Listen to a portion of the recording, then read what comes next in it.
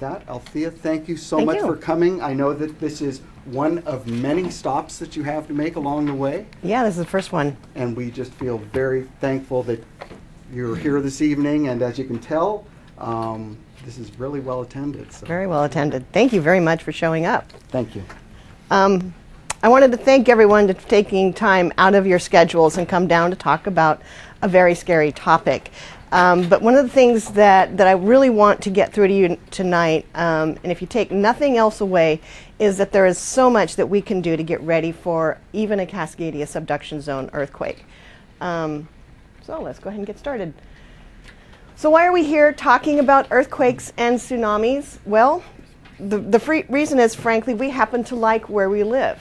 We happen to live here in Oregon for a reason. It's a beautiful part of the world to live in. We have beaches, we have mountains, we have high deserts, we have cities, we have brew pubs, we have coffee shops. We have everything we need to survive here. And we want to make sure that even after a very large event like a Cascadia subduction zone earthquake, we are able to bounce back quickly and get back to the way of life that we have come to love here in the Pacific Northwest. So we're here because of community. We're here because of family. We're here because we happen to like living here and we want to be able to continue living here. So we want to talk about resiliency. We want to talk about ways to get prepared so when the big, bad, ugly event happens, we can recover as quickly as possible. So the idea is to get from, oh gosh, scary big earthquake to, and relax. We want to get you guys prepared so that you can enjoy living in this geologically active area. So everybody practice this. That's the state we want to get to because we're prepared, because we've done everything we possibly can, and we say, let Mother Nature come at us because we're darn well ready. So what are we talking about tonight? We're going to be talking about the Cascadia subduction zone. This really is a worst case scenario event happening here in the Pacific Northwest. We're going to talk about the March 11th, 2011 earthquake and tsunami that they had in Japan because we can learn so much from what happened over there. And we're going to talk about preparing your family and preparing your community and preparing yourself. Feel free to stop me at any point for questions. So we're going to have a little bit of a primer on geology. And I call this Know Your Cascadia Subduction Zone, or How I Learned to Love the Subduction Zone. It's about a 600-mile long fault running from Northern California all the way up to British Columbia. We're good neighbors with our northern Canadian neighbors, so we share our subduction zone with them. It also extends inland all the way to the Cascade Mountains. You notice that on the lower part of that graphic, it shows the Juan de Fuca plate subducting underneath the continental plate at about a 45-degree angle. So it comes under and it ends right about where the Cascades are, because actually the Cascades are formed by the melting of the subducting plate at the deep mantle, and that caused the volcanic plumes. It gives us all those beautiful ski areas up in the Cascade Mountains. Now the subduction zones are capable of producing the largest earthquakes in the world, well over 9.0. And our subduction zone is similar in size and shape to the 2004 Indonesian subduction zone that caused the earthquake that killed 250,000 people. Basically, you take that subduction zone, flip it over, and put it on top of the Cascadia subduction zone, and it's just about the exact same size and shape. So again, we can kind of look to what happened in 2004 for what we can expect to have happen here in Oregon. And as we've seen in 2004 and then again in 2011, these are capable of producing very devastating tsunamis. So one of the questions that people invariably ask is, well, when is the next one going to happen? Well, we don't know when the next one is going to happen, because we just can't predict earthquakes. They don't have seasons like hurricanes and tornadoes, so they can happen at any time of the year. What we do know is that the last Cascadia subduction zone earthquake happened in 1700, actually on January 26th at 9 p.m. in the year 1700. And the reason we know with such accuracy on when that happened is because of the gentleman who owns that canoe up in that picture. His name is Brian Atwater, and he works for the United States Geological Services. And being a very smart man, he was out canoeing on one beautiful day and saw those dead trees. And being a very smart man, he knew that those trees were alive at one point. And being a geologist, he knew that at one point the ground level was about 3 to 4 feet higher so that the forest could grow up and become a mature. But at some point, the ground dropped 3 to 4 feet and it became salt marsh and it killed off those trees. Being a geologist, he knew that a subduction zone earthquake could cause that. So he started poking around. He's a very curious kind of guy. He did some dendrochronology studies, he did some radiocarbon dating, and he found that give or take 50 years, those trees died in the year 1700. And he was at a Japanese, at a scientific conference in Japan and was talking to some colleagues and found that the Japanese have been keeping records of their tsunamis for over 1,000 years. Being a very smart man, he taught himself how to read Japanese and went to investigate the historical records and found on January 26th in the year 1700 a orphan tsunami in the Japanese records. Now, to the Japanese, an orphan tsunami is a tsunami that they don't have an earthquake for. They don't know which earthquake caused it. So Brian figured that that was the earthquake that from the Cascadia subduction zone that crossed the ocean that killed about 10,000 people in Japan back in 1700. And he was able to sort of tick back over the ocean and figure out it happened at 9 p.m. So there's a lot of history, a lot of geology, a lot of mucking about in the mud by geologists and seismologists to figure out when the last earthquakes were. Because we can look at when the last earthquakes were in order to kind of get an idea of when the next one might happen. So when was the next one going to happen? We just don't know. But we do know that the probability of one happening in the next 50 years is a 37% chance. Now, that's pretty high. And that is sort of, there should be an asterisk right there because that's a 37% chance of a partial rupture of the Cascadia subduction zone. It's only a 8.2 or an 8.5 in magnitude. And what happens is Chris Goldfinger from OSU, go Beavs, recently completed a study where he looked at some mud offshore, the turbidites out there, and he looked at the Holocene record, the last 10,000 years, and he found that there were 41 Great Cascadia subduction zone earthquakes in the last 10,000 years. Half of those were the entire length ruptured, and that was about a 9.0 or higher. But other half of the time, only a partial amount of the Cascadia subduction zone ruptured, and it usually ruptured up to about Cape Blanco area, about middle point of the coastline. So southern Oregon gets hit almost every single time. So that 37% chance is the chance of a partial rupture happening. That's still an 8.2 to 8.5. That will still ring your bell up here in Seaside. So the average recurrence, we had been thinking it was 500 to 600 years, but thanks to Chris, we now are looking at a recurrence rate of 240 years, the average recurrence rate of the southern rupture scenario. So if the last one was in 1700, how many years has that been? 313 years. So we're definitely within the zone. So we don't know when the next one is going to happen, but we know that it's certainly plausible that it could happen today, it could happen tomorrow, it could happen 50 years. Again, it could happen in 500 years. We simply don't know.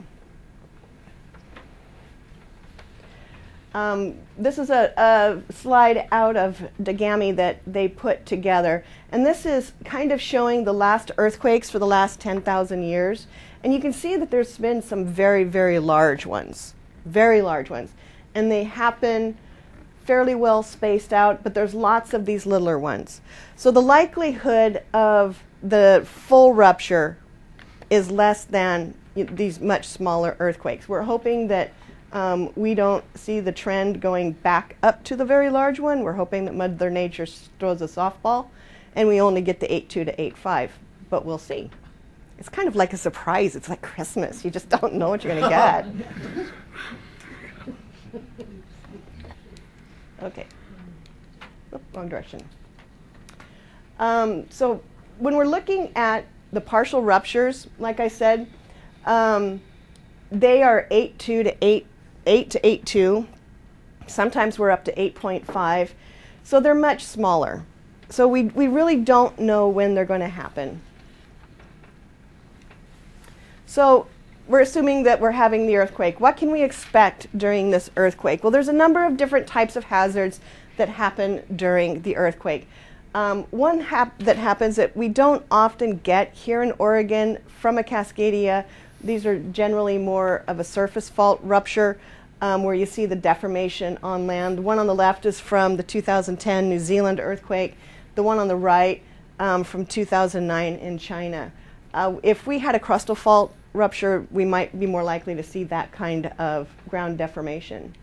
What we need to worry about really is the strong ground shaking.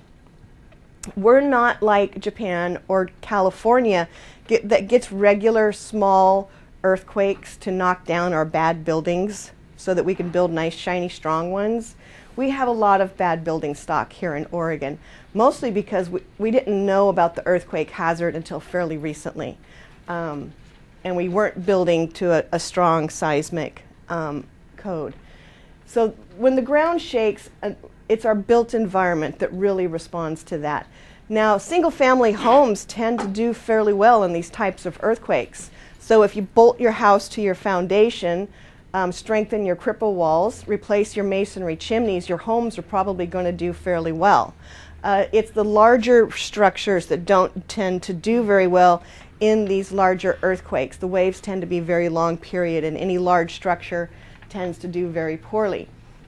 We can see how the built environment really impacts, death during these types of earthquakes. Haiti lost about 250,000 people during their earthquake, and it was a 7. It was about a 7. It was not a terribly large earthquake. But they had such poor building standards and such poor building construction down in Haiti that their buildings were just death traps. They just all crumbled. I mean, even the presidential palace crumbled.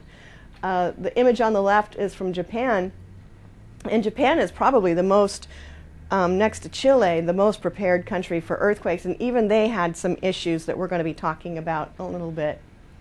So another one of the issues that's going to really affect you up here in the North Coast, and especially here in Seaside, because you're already so close to sea level, is coastal subsidence.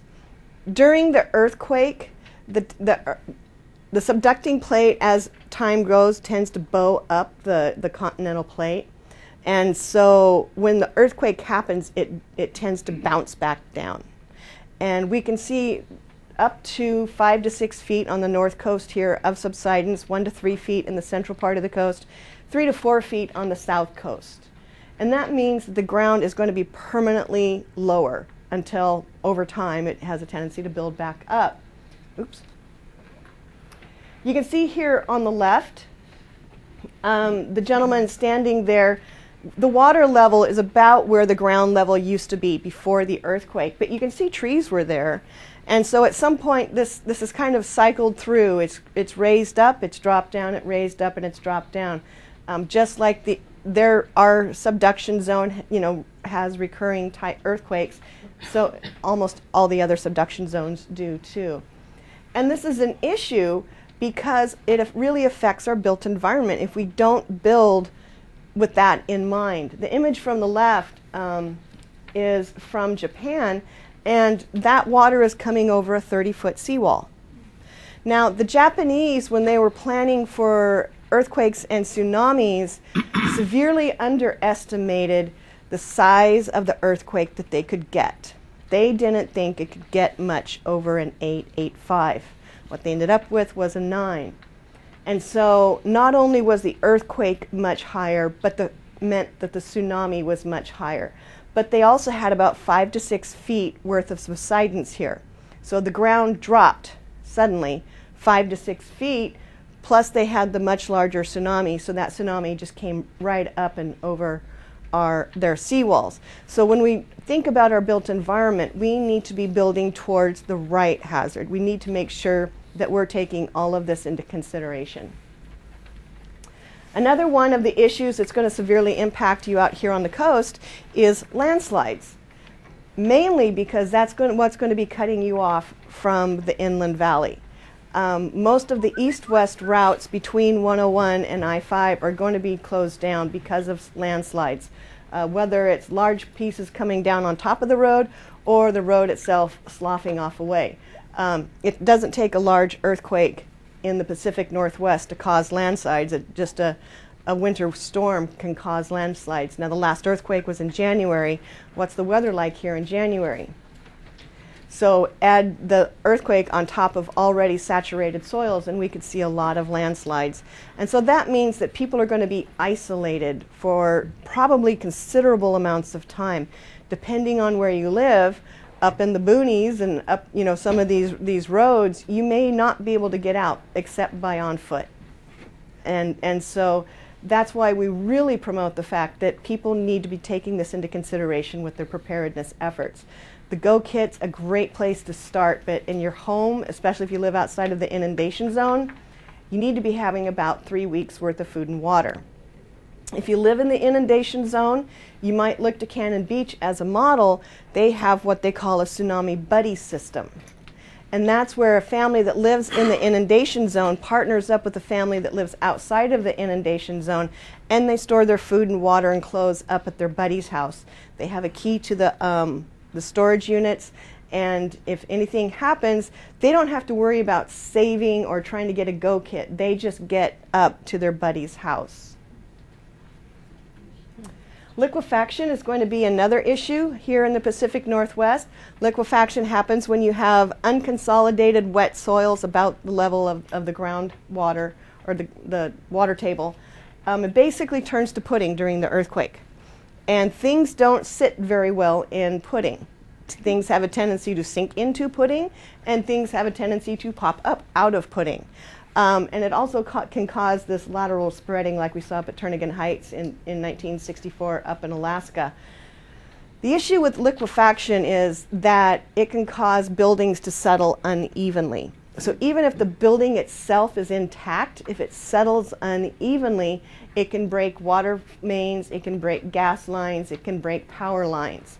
So this is a big issue.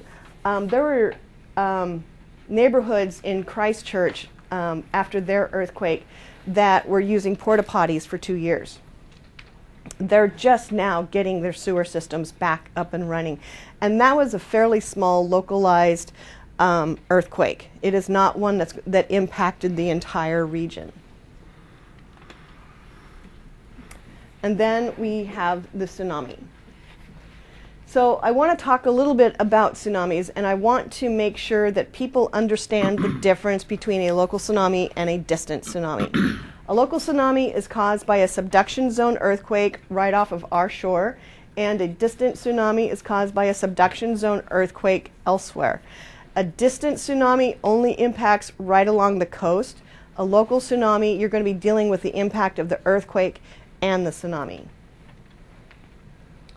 So for a distant tsunami, you've got at least 4 hours before the ones can arrive from Alaska, which is our closest worst-case scenario source.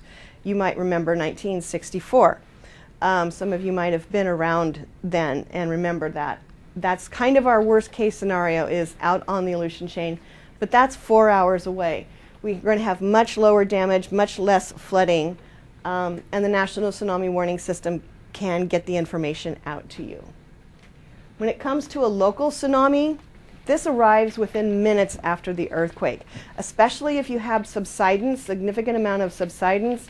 If it's high tide and during a storm, you might be seeing inundation immediately after the earthquake. You may not have that 15 minutes.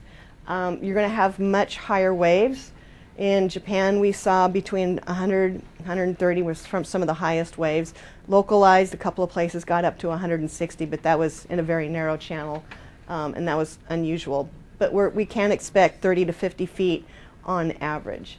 The National Warning System will not have time to warn you. There simply isn't enough time to activate that system and get the information out, so the earthquake is your only warning.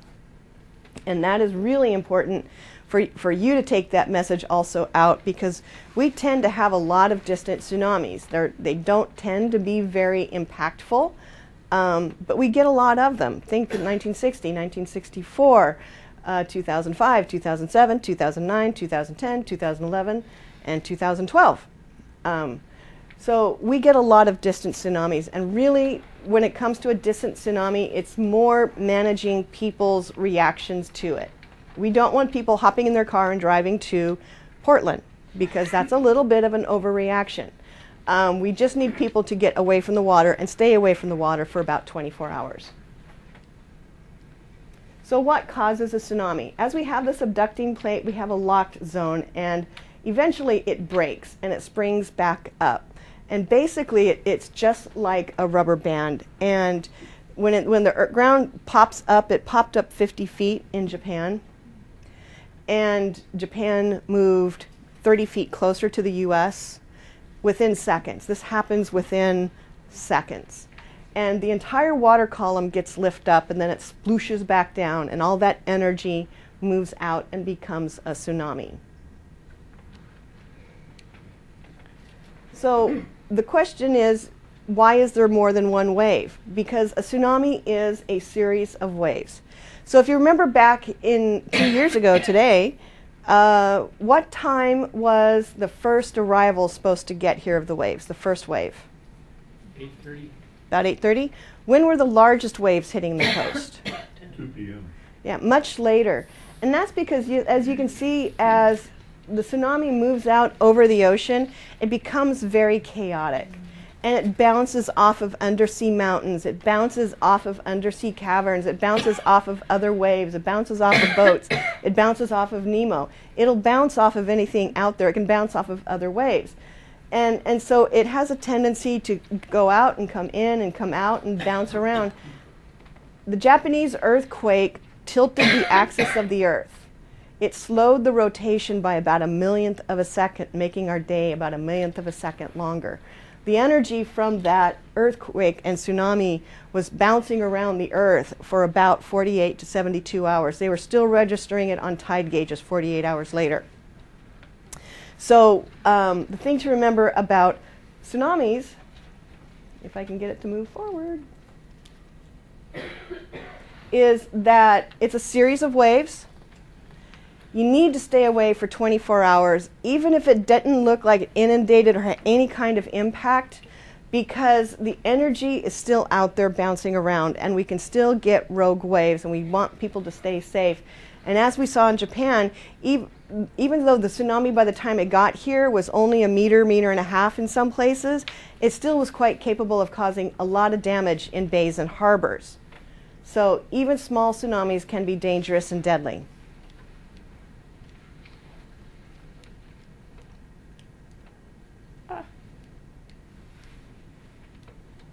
So what did we learn from the March 11th earthquake and tsunami? Well, we learned a lot about what we can expect to see and how people react to this type of thing. Now remember, I mentioned that the Japanese severely underestimated the size of the earthquake that they could get. They were going back to a probable earthquake referencing the 1896 and the 1960 Chile event, but they were absolutely ignoring a historic record of a much larger earthquake that happened in 869 called the Jogan earthquake. It was significantly larger. It was a 9.0, but it was viewed as an outlier. It was supposed to be a black swan event that doesn't happen very often. And so all of their planning was based on the smaller 100-year event. And so all of their planning was based on a much smaller earthquake and tsunami. And that planning assumption, boy, this doesn't like, led to a lot of mistakes happening. The first notifications that went out about the earthquake, they were assuming an 8.9, or excuse me, a 7.9 to an 8.2. And so when those first estimations of the magnitude came in, and they're always smaller than what they usually, especially the really large earthquake, these first estimations are invariably much smaller. it fed into their assumptions. And so a lot of people stopped looking for more information. Oh, that was what we were expecting, so it's a 7.9. I didn't have to evacuate at the last 7.9 earthquake. I don't have to evacuate now. And so they didn't get the updated information that it was actually an 8.9 and then a 9.0. The earthquake caused damage, so a lot of these people didn't get the subsequent tsunami warning messages that said that this was a major tsunami. The Japanese divide their tsunami warnings into minor tsunami and major tsunami. So the first ones that went out were minor tsunami. They subsequently got upgraded to a major tsunami. A lot of people didn't evacuate because they didn't get that upgraded warning. So some of the factors that affected survival was geography and topography. You know, was there high ground to get to? The distance to high ground, and also pre-disaster land use. The communities that built in the bad zone tended to have a higher death rate. The communities that didn't build in the bad zone had a much lower death rate because they just did not put their people into harm's way in the first place. This is one of the communities that subsided, and this is what it looks like at high tide now.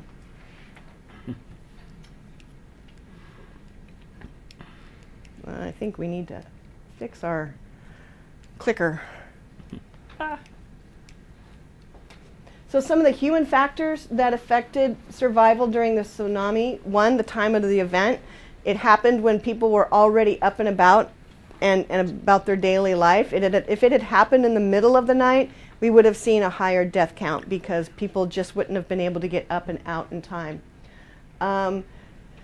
More than half, 60 to 70% of the deaths were elderly or disabled people. They had limited mobility. They simply could not get out in time. Another cause of death was caregiving behavior. People refusing to leave somebody behind if they couldn't get them out in time. Another thing that was a negative with this was past experience with smaller tsunamis. Elderly people had lived through numerous small tsunamis, so they were expecting another small tsunami, and so I didn't have to evacuate last time, I don't have to evacuate this time. So, and another one was the instinct to protect property, people going back to get things. You know, if your photo albums are that important to you, put them on Flickr or an online service that you don't have to risk your life to go back and get your precious mementos. Another thing that really improved the ability of people to survive, the communities that regularly practiced drills had a much better survival rate because people knew what to do. They knew to grab their kit and they knew to get to high ground as soon as possible. And then they also saw other people evacuating. So I've come up with an economic solution to our whole economic mess here in Oregon. Because people are kind of monkey see, monkey do, if we hire people to stand down at the beach so that when the earthquake happens, their only job is to run to high ground and take people with them, this is a win-win situation. We put people to work and we save people's lives during the earthquake. I think the governor should think about this. So some of the recommendations that we have is we really need to enhance our evacuation routes. For fun, I was in Cannon Beach one time and tried to evacuate at 1 o'clock in the morning when it was rainy and stormy. I kept ending up in people's backyards. So we really need to do a much better job of hardening our infrastructure, making sure that there's clear wayfinding night and day. We can put in solar-powered lights that can be on in the middle of the night. It doesn't need outside power sources. We can put in reflective surfaces. We can paint big, bright, yellow brick roads to high ground. And we need to practice, practice, practice. Everybody should know the way to high ground, no matter where they are, no matter when they are, and they need to know if they're in the inundation zone.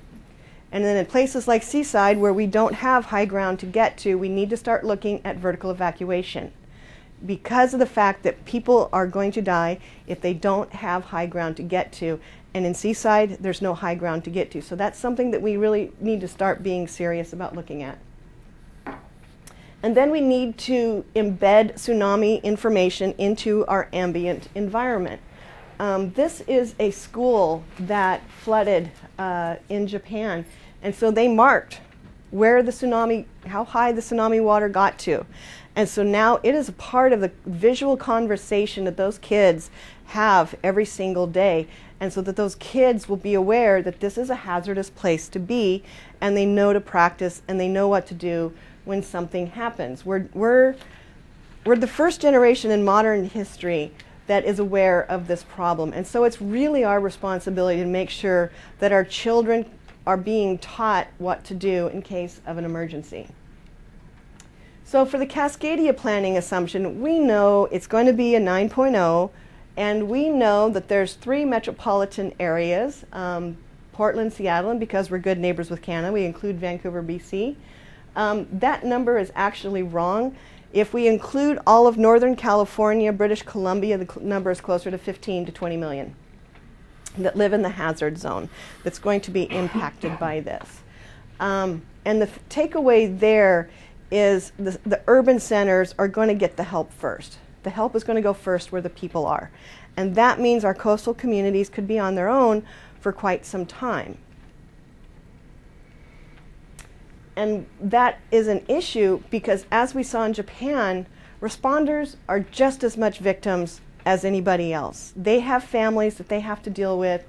And in Minami Sanriku, this is their EOC center.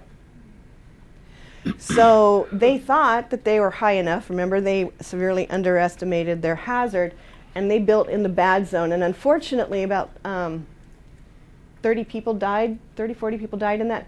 But the thing is there was high ground that they could have gone to, but they thought they were safe. So we need to educate our public that they are their own first responders. And that's why everybody should be getting first aid treatment. Everybody should be learning how to be their own first responders, because you're not going to be able to call 911 and have somebody come out and help you. We need to be looking at getting our critical facilities outside of the bad zone. We need to look, if our facilities are not in the bad zone, we need to make sure that they're going to be usable afterwards, and that means retrofitting them or replacing them. And we need to prohibit new critical facilities being built in the bad zone. Anything new needs to be able to withstand the earthquake, because we want our hospitals to be useful. We want our elder care facilities to be useful. We want our schools to be useful after this, so that we can come back and be the community that we love even after this thing happens. There are people in Japan that are still in shelters. Sheltering after this event is going to be a huge issue. About 500,000 people required shelter after this, and it's a little bit different in Japan. Their local governments provide sheltering, whereas here it's a different system. But the national government really only assists in that.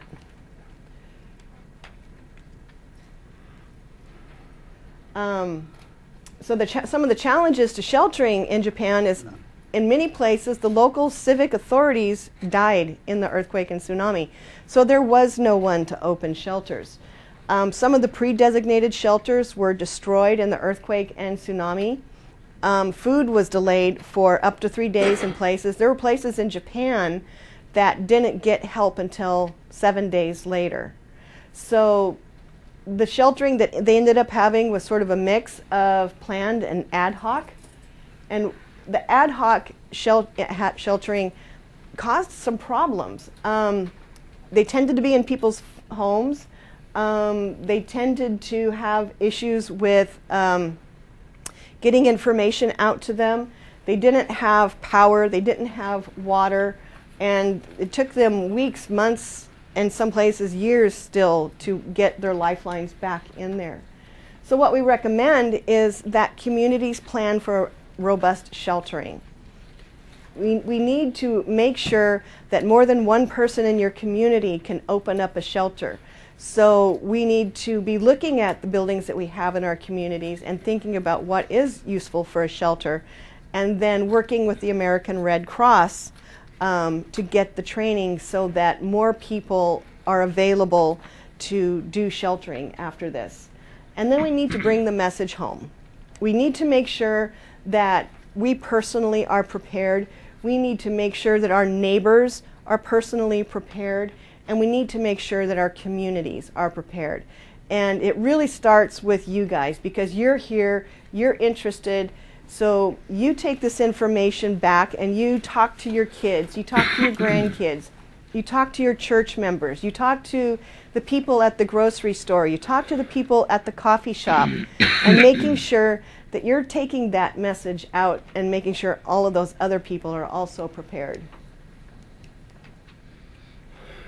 So I think this is where I turn it over to CeCi.